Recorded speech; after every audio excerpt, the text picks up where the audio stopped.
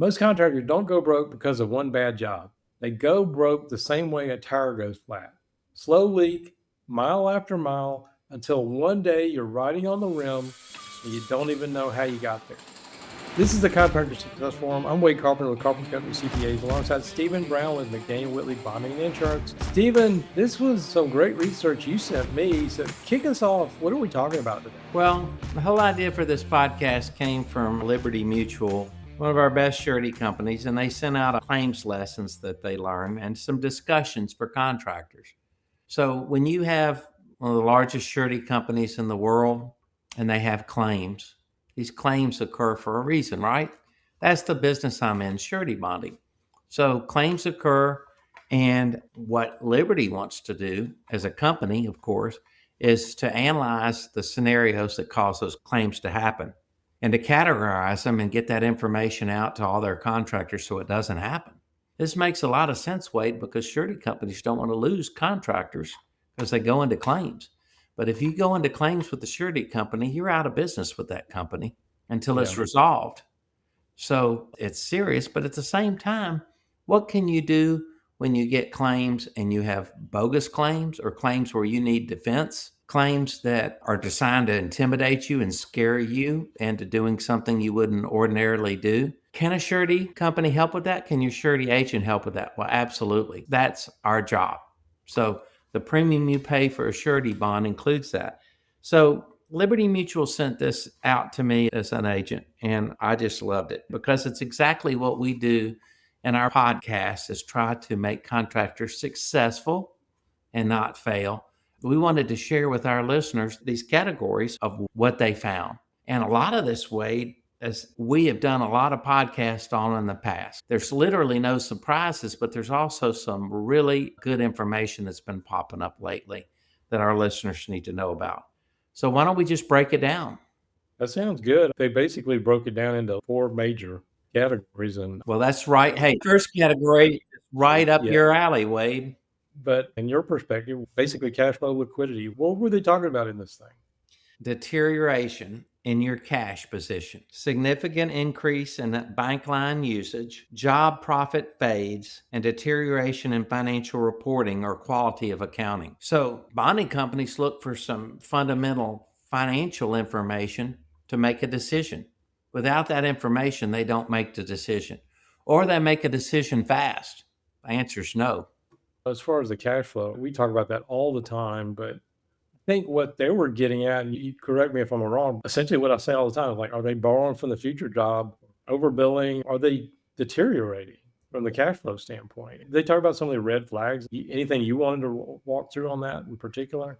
Yeah, first and foremost, what you just said, job borrow. How do you define that, Wade? Well, everybody wants to bill up front if they can, but as we talked about, like getting job deposits, are you paying for the last job with the next job? If you're getting behind on those kind of things, that's essentially what they're figuring out from the overbuilding. A contractor's overbilled by more than their estimated gross profit on a project. Yeah. Good. It's simple. And so you've also heard that expression, robbing Peter to pay Paul. That's taking money from one job to prop up another one. And next thing you know, you can't finish your jobs. Then you can't finish your jobs and they're bonded, then the bonding company takes over. So you're like, well, that's their problem, not mine. You're absolutely right. It is once you go out of business.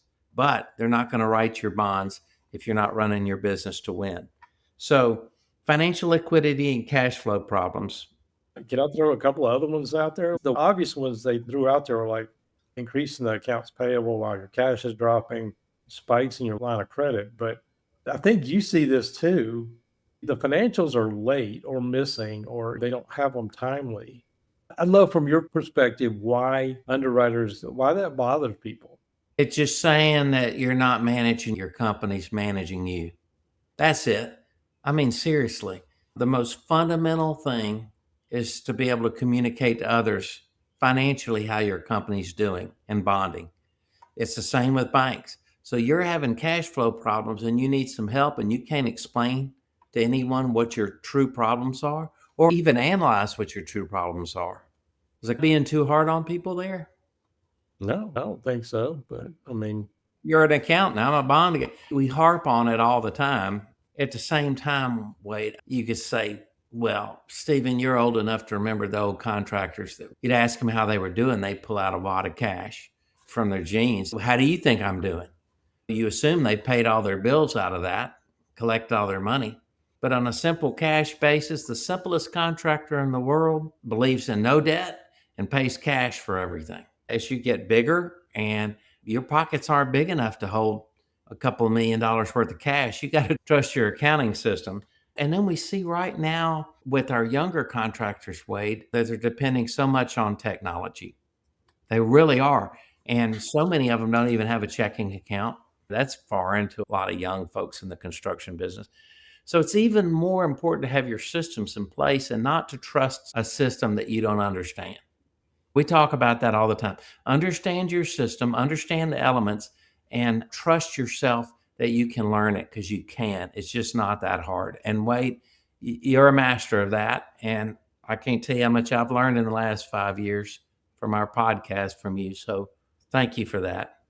Well, like I said, by the same token, I learned a lot from you and the perspective that you bring to it. So I do appreciate it. And I know that first category is stuff we talk about all the time. But the second category, I don't know if you wanted to introduce what they were talking about from their standpoint. Okay. Change is the most significant element of failure that they found. Change. And you're like, well, everybody, change is good. Good change is good. Bad change is bad. How do you know the difference? They define it by there's a change in the ownership structure, merger and acquisition, ESOP plan, anything like that. Key personnel changes from the president, the CFO, the controller, key personnel changes. That triggers a red flag. Geographic expansion. You may know how to do your job perfectly in your neck of the woods, but you expand into different territories, then you're expanding into a whole nother world of experiences that you have to learn. And you say, well, we just replicate what we do so successfully in our world, we can do it anywhere. And that may be true and that may not be true. But I can tell you what, the local surety office in that new region that you're expanding to, at least ask your bond underwriter to talk to the manager there and say, what kind of issues there do we need to be aware of? It could be any number of things: geography, politics, union issues, equipment costs, material availability. So all that has to do with geographic expansion, and then the cost to do that. Also, the type of work being performed. Are you doing something new? If you're doing something new, we have to explain, in order for me to get it approved, how you're going to do it. And you might have some really good subs that are going to lead you through it. You might have some key new employees that are going to lead you through it. But I beg our listeners, if you're going to do that, start off with something small and get that confidence of your surety that you can do it. You don't want to just fry a relationship because you insist on bulldogging ahead with something. So my thing to ask our listeners is just talk to your agent about it first. Don't jump into it. And also, the last one in that category is new project owners. There are certain project owners. I see a contractor that has signed a contract with them. First thing I do is get on the phone and I'll say, here's what I know that you need to know. And ask your friends that have done work with. And you may be new with a certain engineer. You get no feedback on that particular engineer from anyone out on the street. And it's because they're horrible. They're horrible to work with. All right. So change, that's defining change. There's so many things that you brought up in that, like the change of ownership. I've seen that. And actually, I picked up a client about 5 years ago. That's why we were brought in, because we were brought in and they bought the company and they knew they were going to lose certain people and the accounting side and all this stuff. And he wanted to have, but key people leaving the CFO, I've seen that happen and companies fall apart. Had one last year or two. CEO was running $150 million general contractor, left. He had 26 state licenses across the country, and he got pissed off and left, and he started his own. And trust me, that was some disruption to them. The CFO started his own, and we're working with him now. But so many things, the changes, the leadership, exactly what you said. We've had working with certain general contractor that's horrible to work with. They're going to back charge you like you're never going to make money. I hate to say that, but some people get that reputation. What if you're a bond underwriter and a CFO is leaving to go elsewhere? Historically, the owner's just been sucking cash out of the company as hard as they can. Sometimes they're putting unreasonable demands on a CFO, and that's why they're quitting. That's the first conclusion they would jump to. I know the next one was subcontractor risk. What was that one about? The title of this is called The Risk of Network Failure. Your network of subcontractors. That's what it's referring to. Your subcontractors that haven't been pre-qualified yet, they're heavily concentrated on a certain type of risk that they're doing a lot of. So they're being stressed. Their systems are being stressed by other projects that you don't know about. They're having more work to do than that they can do properly. The stress of your network of subcontractors is causing a lot of contractor failures. We talk about the relationships of subcontractors for general contractors all the time in my business on the podcast. You have to negotiate before the project that your subcontractors are taken care of, that they can do what they say they're going to do. And that comes with trust, but it also comes with good contracts, and it comes with sub-bonding back those subcontractors to minimize your risk. It also has a lot to do with negotiating with the owners before the projects start about what's doable and what's not doable. So that's what that means, the risk of network failure. Yeah, I mean, to me, if they fail, if they are not coming through on that stuff, like a general contractor, they live and die by their subs. And a lot of them, the smart ones, will take care of their good subs. And it's disruptive if one of the key subs fails or something like that, and then you're scrambling to get a job done. Well, here's what they say about risk treatment mitigation for subs. Identify any potential concentration of risk, such as one subcontractor performing vital or specialty trade scope on several projects concurrently. Review and monitor work in progress schedules on projects known to employ critical subcontractors, and consider asking for copies or confirmation of subcontractor bonds. Okay, I think we covered that. I think the next one is definitely your wheelhouse. Bond forms and contractual terms. The external risk is what this is called. These include on-demand versus conditional terms in your contract. What does that mean? That means that some contract language has certain demand language in there that is not fair to you. You may say, this is reasonable, I'll do it. But a lot of this comes from the fact when surety companies take over a construction project and they've got to rebid it to someone else, hey, their job is contractually to have zero risk. And those contracts have a lot of conditional terms, demand language. Also, you have certain contracts that you're reviewing and they're just onerous. The takeover language in the contract, not just for the surety, but for the general contractor taking over your portion of the job. That's the takeover language. And then if that job goes into claims or you have to relet that job, how do you protect yourself from a contract? So you sign a contract that has some weird terms. On-demand, liquidity, bond request, unusual bond forms, joint venture back-to-back bond schemes, challenging terms combined with a new owner or other significant changes. These are what to look for. Consider the impact on demand versus conditional terms, takeover language. Try to avoid on-demand language where possible and require liability caps, overpayment protections, and clear completion remedies. If an on-demand is unavoidable, require commensurate security and consider the dramatic impact relet exposure may have on lost incomes. So that's a lot, right? But here's the thing.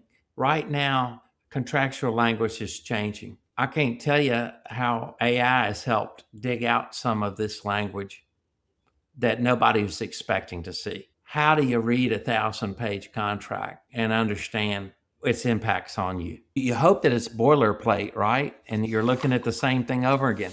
It's the same thing as, Stephen, how do you read and understand every insurance contract that you provide for your customers? Well, it's standard language.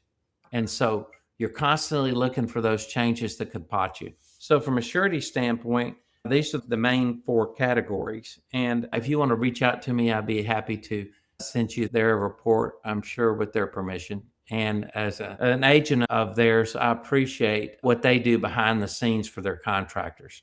It's pretty intensive, and a lot of good sureties do this, but they have an in-house legal department that is designed when a claim comes up to protect you.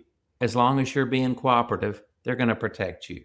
And then they're going to consult you on your ratios and trends that may be going in the wrong direction. That's what we do every week on the Contractor Success Forum. And Wade, when it comes to claims, I was telling you a little bit about, a claim situation I had on Monday, but it's just kind of part of my life. People file claims on bonds, and how you react to that and how quickly you respond to that is how to keep that contractor out of claims. So you never want to not have a cooperative claims adjuster. And the best way to have an uncooperative claims adjuster is to have a claim filed against you and don't do anything about it. Then they're going to rally up to minimize their risk and how much they had to pay out on the claim. Well, that's some great advice. And I know you told me a little bit of that story, and that was pretty amazing how you were able to resolve things there. But this is great stuff. What's some takeaways? I mean, what was some of the things that surety companies do? Look at it. How do you look at it? What can our listeners take away from this? Well, our listeners need to take away from it that surety companies guarantee the performance and the payment of a contract that you do. So whatever you contractually obligate yourself to, if a surety does a bond to that, the bond is tied directly to that contract. All the terms and conditions do. The surety's on it. And they have to trust you to be able to know what you're doing and to be professional in how you operate. So people getting into bonded work, they might say, well, I'm just not getting into it. It's too much headache. It's too much trouble. It's really not. It's just a skill set that's very simple that you have to learn. And your bonding agent can help walk you through that. So that's the first thing I'd have to say. And the second thing is, out of all the surety markets that write bonded projects across the country, we see the same things over and over again. And it's why we've done this podcast. Yet again, Liberty Mutual has put this report out based on their claim scenarios. And it's tried and true, okay? A lot of this information hasn't changed in years. But now we have things changing with AI, with contracts, with material supply, and with communication. And it's all moving at the speed of light. But these fundamentals haven't changed, and they're not going to change going forward. So learn them, understand them, get a good surety agent, and they'll help you through this. Okay, well, that's great stuff. I did want to go ahead and throw you a plug too, because a lot of these people that I keep seeing, it's like, okay, I want to get bonded for the first time. They keep popping up and they don't know where to get started. And the time to try to go find you a bond agent is not when you got that contract right there ready to be signed, or even worse, after you signed it, you don't have the bond, or, just, okay, well, we'll do a credit scoring bond, but can you actually afford that? So how can they get in touch with you, Stephen? They can reach out to me. My email address, stephen@mcwins.com. It's McDaniel Whitley Insurance and Bonding. We're located in Memphis, Tennessee, and we work with contractors all over. We want to help you. And at the same time, if you've got a good bond agent, we beg you to keep that relationship strong as long as they're getting you what you need. And you did offer to send that report from Liberty Mutual over there. Be happy to. Just send me an email, reach out to me too by phone if you want, 901-340-8085, and leave me a message. You might show up as spam on my phone, but if you leave a message, I'll get back to you. Right. Thank you again for bringing this to us. If our listeners had any thoughts or comments, we'd love to see them in the notes below. If you enjoyed this, like, share, subscribe. It always helps the channel out. We do this every single week, and we really do appreciate you, and we will see you in the next show.